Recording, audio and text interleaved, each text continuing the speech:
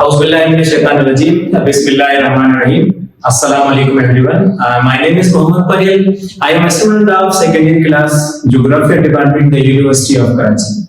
आज का टॉपिक जो मैं डिस्कस करने जा रहा हूँ वो है ecosystem. Ecosystem is taken from biological subject. ठीक है, तो इकोसिस्टम जो है 1925 में एजिटेंस ने दरियाफ्त किया था, उनकी तरफ से पब्लिश हुआ था ये. So let's start the ecosystem. An ecosystem is a community of all living organisms such as animals, plants, and all microorganisms along with their physical surroundings.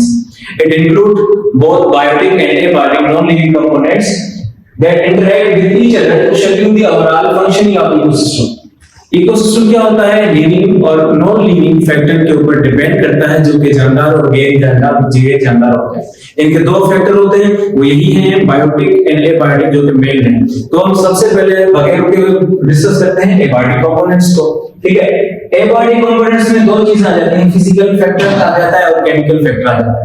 ठीक है, अगर हम फिजिकल फैक्टर की बात करना चाहें तो those physical factors which affect the biotic activities positively and negatively.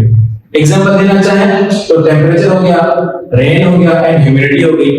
ठीक है, जैसे कि हम रेन की बात करें, रेन अगर बहुत ज्यादा मिकदार में है तो हमारे लिए नुकसानदायक है.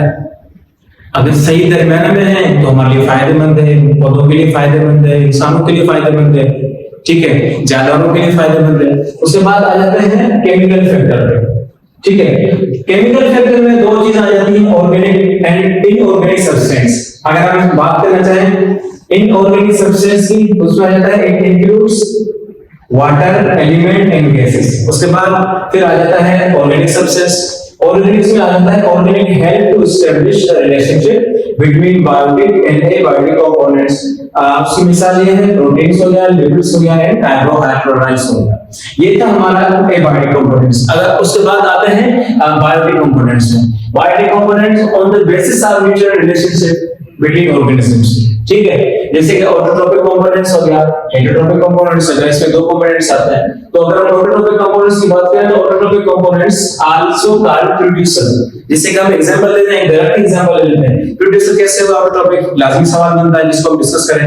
तो एक दरख्त की मतलब एक मिसाल ले लेते हैं. जैसे कि दरख्त ऊपर से रोशनी हासिल करता है सूरज से. ठीक है, सूरज से रोशनी हासिल करता है और वो प्रोड्यूस क्या करता है? ऑक्सीजन प्रोड्यूस करता है, जो कि हम अपने माशरे के अंदर, अपनी सोसाइटी के अंदर इनहेल करते हैं, जिससे हम सांस लेते हैं, जिसको ऑक्सीजन कहा जाता है. तो ये प्रोड्यूस करता है. ठीक है, उसके बाद आ जाते हैं heterotrophic components. Heterotrophic components also called consumer depend on producer. क्या मैंने बोला कि heterotrophic components also called consumer depend on producer. वो प्रोड्यूसर पर डिपेंड करता है अपनी खाद के लिए, अपने खुराक के लिए. जैसे कि हम से तीन आ जाते हैं कंज्यूमर में. प्राइमरी कंज्यूमर है, सेकेंडरी कंज्यूमर है और टर्शियरी कंज्यूमर है. ठीक है, प्राइमरी में गोट आ जाता है, जैसे कि बकरा हो गया. उसके बाद रेबिट आ जाता है. अगर सेकेंडरी की बात करें फ्रॉग, जो उनके ऊपर डिपेंड करता है. उसके बाद फिर आ जाता है टर्शियरी कंज्यूमर में. टर्शियरी कंज्यूमर में लार्ज फिश हो गई, लीन हो गया. ये दोनों चीजें गोट, रैबिट और फ्रॉग के ऊपर डिपेंड करते हैं, क्योंकि शेर उनको खा जाता है, उनको भी खाता है, तो उनके ऊपर डिपेंड करता है. उसके बाद आ जाता है डिकम्पोजर पे.